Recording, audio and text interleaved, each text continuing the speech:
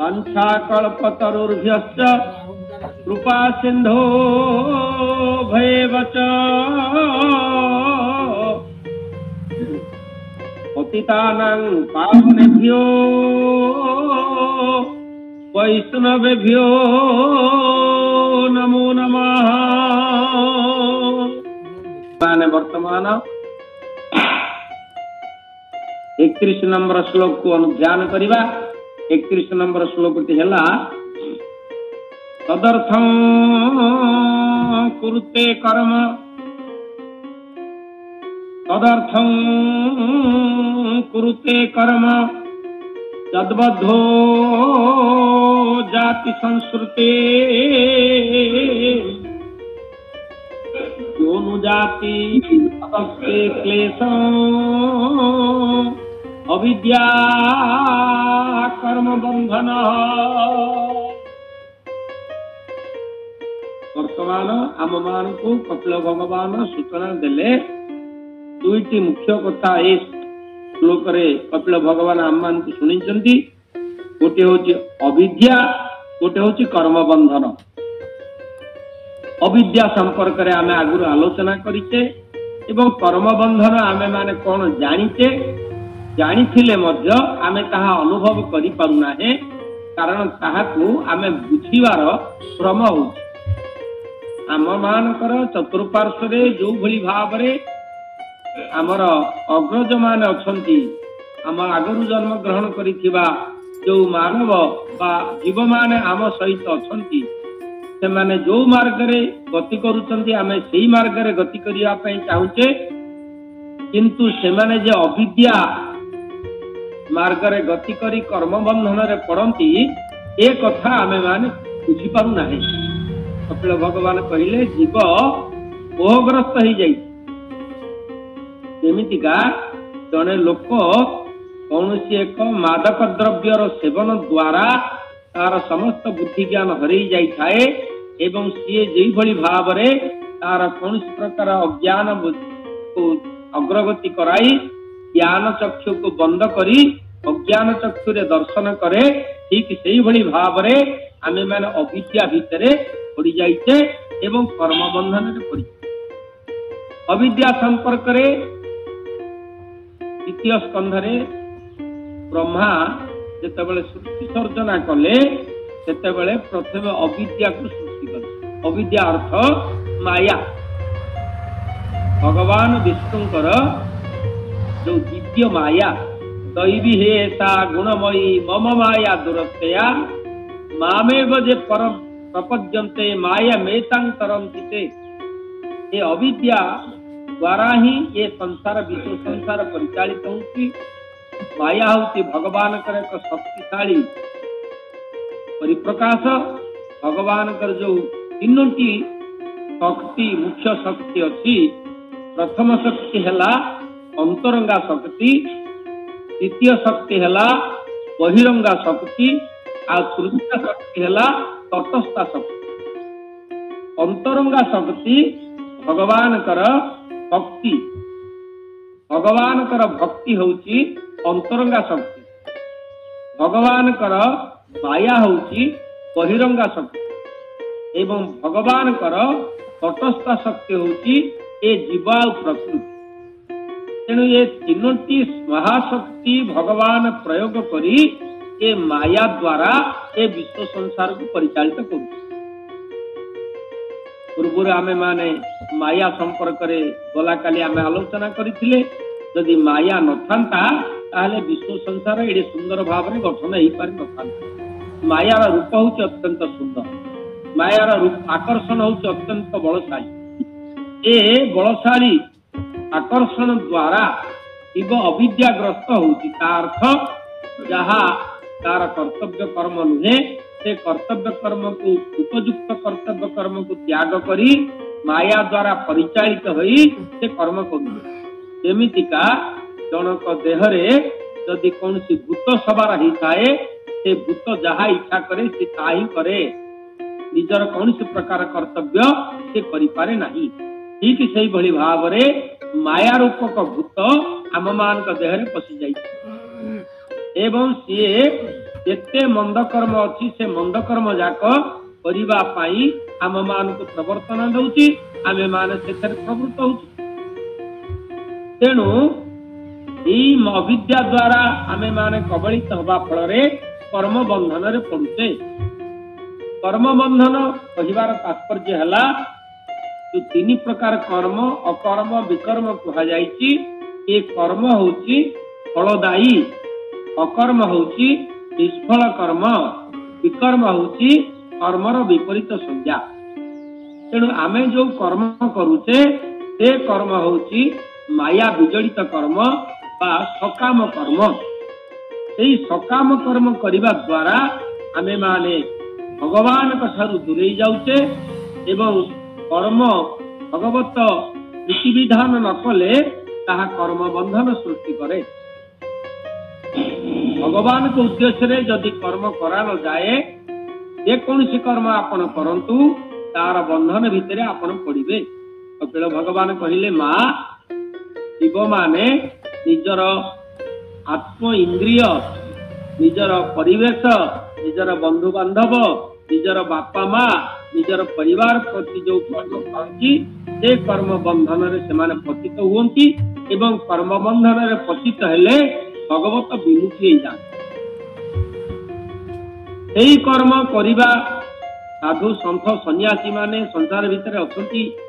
सेमाने खाउचंती, सेमाने पिउचंती, सेमाने विश्राम नउचंती, सेमाने सांसारिक जंजाल करूचंती किंतु सेमानकु माया बंधन लागु नाही। गृहस्थ माने सेही काम करूचंती किंतु माया बंधन सेमानकु आकर्षण करू।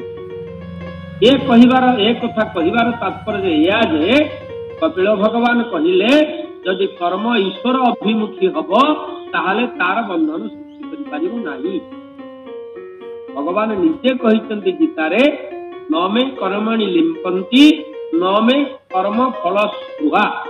आमे माने ठीक भाव रे बुझिबा दरकार। न मे कर्मणि लिंपन्ति भगवान कहिले मु कौनसी कर्म द्वारा आबद्ध हुए नाही। काहिंची ना न मे कर्म फल स्पृहा कौनसी कर्मर फल मु आशा करे नाही। जीव पाई एई कथा एक अमोघ अस्त्र। जदि कौनसी कर्मर फल आमे आशा करिबा नाही ताहले से कर्म बंधन रे आमे पड़िबा नाही। मुख्यतः साधु संत सन्यासी माने सेमाने कौनसी कर्म फल आशा करती नाही। सेमाने सबुबले भगवान कर कर्तव्य कर्म उपर निर्भर करती। ईश्वर जहा करती प्राणीर मंगल पाए। तेणु भगवान को ऊपर सेमानकर कर्म को छाड़ी दियंती। फलटा भगवान को अर्पण कर दियंती जा फल रे कर्म बंधन रे साधु संत महात्मा माने पड़ती नाही। किंतु गृहस्थ भक्त माने सेमाने कर्म फल को आशा करती। यार अर्थ ये कहीं या को भूल बुझी पारती। आमे गछटिए लगेबा फलटिए फलिबा को आशा करिबा नाही। आमे जमी रे धान बुणीमा धान काटिबा को आशा करिबा नाही। ए कथा कहा जाय। भगवान श्री कृष्ण कहिले सर्वधर्मान परित्यज्य मामेकं शरणं व्रज। तार अर्थ नुहे आमे सब काम छाड़ी देकी भगवान को भजन करिबा नाही। तार प्रकृत अर्थ है सबु काम को भगवान कर कर्म बोली विचार करिबा। आमे जे कोनसी कर्म करूचे ताहा जदि भगवान कर कर्म बोली विचार करिबा ताहाले से कर्म फल रे आमे बंधन रे पड़िबा। उदाहरण स्वरूप वृक्षटिए लगेले फल फलिबो। से फलटी भगवान को अर्पण करिबा। भगवान को अर्पण करिला परे आमे ताकू भोजन करिबा। किंतु प्रथम पर्याय आमर लक्ष्य हब भगवान कर प्रीति विधान पई ए फलटी मु तोलुची। भगवान कर प्रीति विधान पाई मु जमी चाष करूची। भगवान कर प्रीति विधान पाई मु चाकरी करिची। भगवान कर प्रीति विधान पाई मु संसार करिची। भगवान का प्रीति विधान पाई मु परिवार प्रतिपोषण करूची। कौनसी प्रकार माया बंधन लागिब नाही जदि आमे भगवान को उद्देश्य रे समस्त कर्म को अर्पण करिबा। किंतु साधारणतः जीव माने कर्म को निजर व्यक्तिगत भाव रे विचार करी तार कर्म बंधन रे पड़ती एवं ता द्वारा कौन हुए ना बद्धा अवस्था तांकर जात हुए से बंधन रे पड़ जाते एवं से बद्धावस्था जीवर भगवत संबंध अर्थात जीवर शाश्वत भाव को दूरे दिए। बद्धावस्था पड़ा द्वारा जीव भगवान दूरे जाए जा फल सी निज को चिन्ह पारे नहीं भगवान को चिन्ह पारे नहीं एवं निजे तार शाश्वत संबंध को भूली जाए। भगवान जे तार सृष्टिकर्ता भगवान सहित तार यथेष्ट संपर्क अच्छी ए कथा को सी भूली जाई ए जगत मोर मु जगतर ए शरीर मोर ए घर मोर आ मु मोर कही ए भली भाव रे परिवेश सहित जड़ित हो जाए एवं से जो परिवेश जन्म होती ताहाको निजर बोली भावी आउ सबु दिनर सबु बेलर जन्मांतर बोली भावी ता सहित जड़ित हो। तेणु तत्परवर्ती अवस्था कपिल भगवान कहले फल कर्म बंधन कारण प्रतिफल भोगी से संस्कृति बा जन्म मृत्युर चक्र को लाभ करे। कर्म बंधन रे पड़िबा फल रे जे तार समस्त गौरव को भूली जाए भगवान का संबंध को भूली जाए एवं जन्म मृत्युर चक्र भीतर पड़ी पुनरपि जननम पुनरपि मरणम पुनरपि जननी जठरे शयनम ए भली भाव रे तार गति चाले। केतेबेले मनुष्य जीवन पाए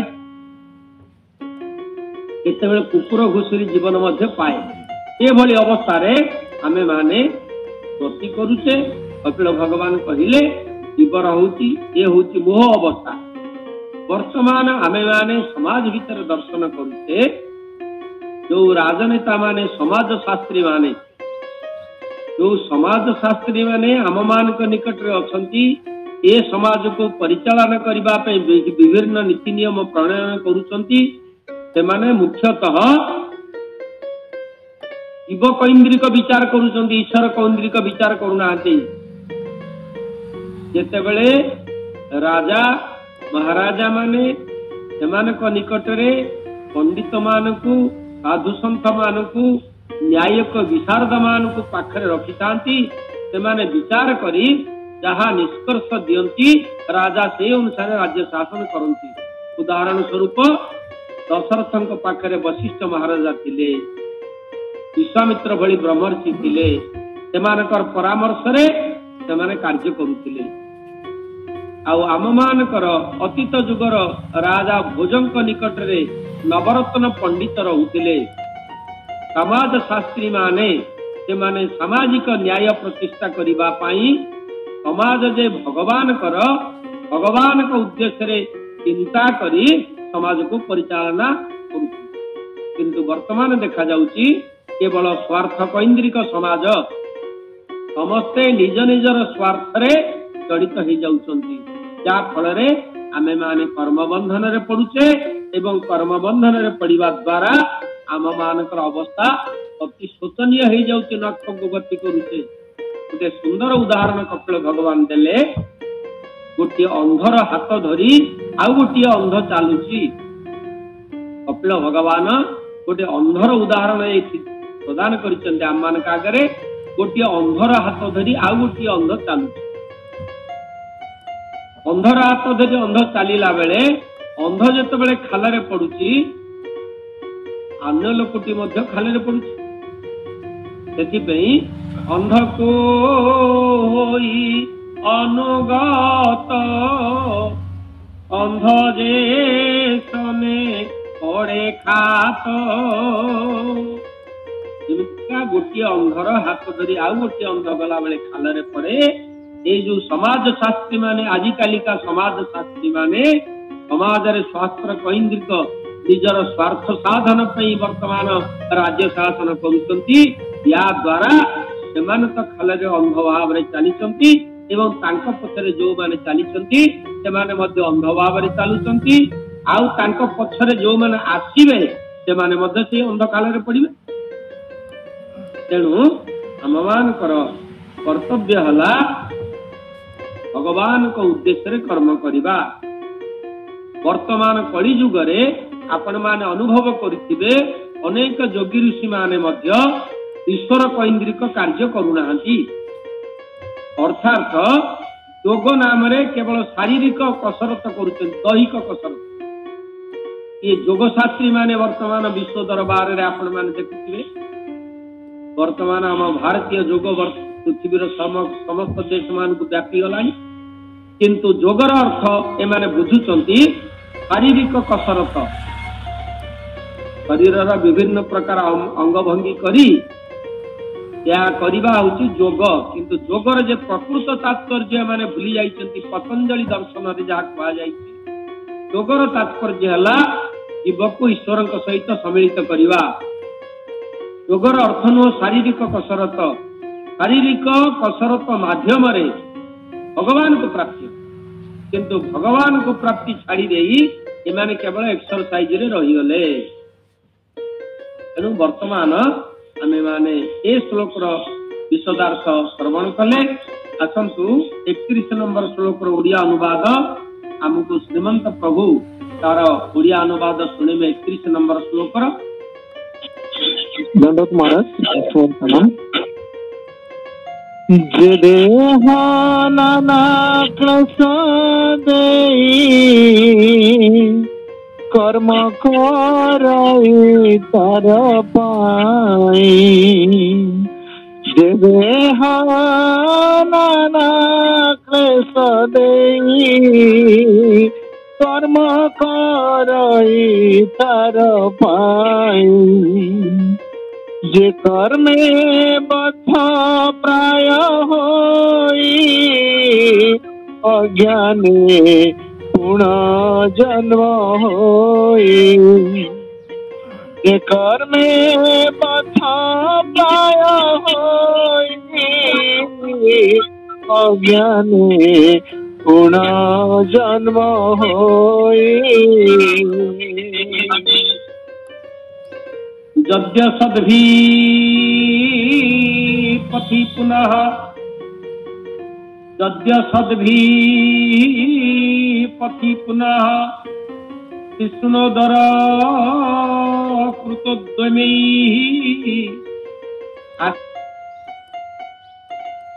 तो रमते जंतो तम विशति पूर्ववत्। कपिल भगवान आम मान को ये क्षेत्र रे सूचना देइछंती जे जीव बाल स्तावत क्रीड़ासक्त, तरुण स्तावत तरुण्यारक्त, वृद्ध स्तावत चिंतामग्न, सन्यासी स्तावत कोपि न लग्न। ये जो शरीर विभिन्न अवस्था अछि वर्तमान जीव यौवन अवस्था रे प्रवेश करी जीवन को तार नष्ट भ्रष्ट करी पकौची। कारण संसार आमे करिचे केवल भगवान को पाई, भगवान का थारु आमे आसीचे भगवान कर कार्य करिबा पाई जीव संसार रे विचरण करूची एवं भगवान को उद्देश्य रे कर्म करिबा कथा। जो कर्म आम मानकर नीति सिद्धांत अनुसार कर्म पालन करी जीवन को उपभोग करिया पाई पड़िबो। किंतु आमे माने यौवन अवस्था रे जो भली भाव रे नारी मान प्रति आकर्षित होइचे एवं नारीर सौंदर्य आम मान को बंधन रे रखिची। कपिल भगवान कहिले जीव सेतेबेले एभली भाव रे मोहग्रस्त होई थाए जे यौवन अवस्था रे जेतेबेले भगवान को चिंता करिवा कथा सेतेबेले से नारी चिंता रे तार जीवन काटे। कृष्णोदर दुईटी मुख्य कथा जी कहिले, यौन जीवन एवं उदर पोषण। मुख्यतः जीव को ये बंधन भितर अति निबिड़ भाव में बांधि रखिबार दुईटी मुख्य कथा कहिले। गोटे हूँ तार यौन जीवन, से ताको एभली भाव में बांधि रखे जे सी मोहग्रस्त हो जाए, एवं द्वितीय हूँ तार उदर अर्थात तार भोजन। ए जीव आहार लंपटे नित्य भ्रमई नाना घटे गोविंद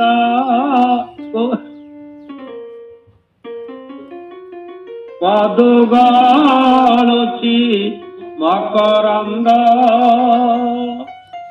शिव मुख्यतः कपिल भगवान ये दुईटी मुख्य कथा कहले गोटे हूँ तार यौन आकर्षण कृष्ण अर्थात तार जननेन्द्रिय द्वार आकर्षण एवं द्वितीय है उदर शिष्णुदर ये शिष्णुदर कहबार तात्पर्य है शिव को भूल बाटरे माने नियंती आहार निद्रा भय मैथुन सामान्य में तत् पशुधि नराणाम नर माने बा अन्यान्य इतर जीव माने एमाने सेमानकर यौन जीवन यापन करुचंती आहार भोजन करुचंती निद्रा जाउचंती आ भय सेमानक जीवन रे अछि मनुष्य पाखरे एक कथा मध्य अछि मुख्यतः कपिल भगवान संग बिन लभी न पारे मोर तनु साधु जे मलय पवन ये काष्ठ को कर चंदन एणु तो साधु संग कर ते भव सागर उधर बोल गोविंद भगवान की जे जाना तार संगते करे मन सकर्म आचरई जे मार्गे नरके पड़ई मत शुण तदंतरे पूर्वे कहिछु जे प्रकारे से भावे पुणी नके जाई जतना अनेक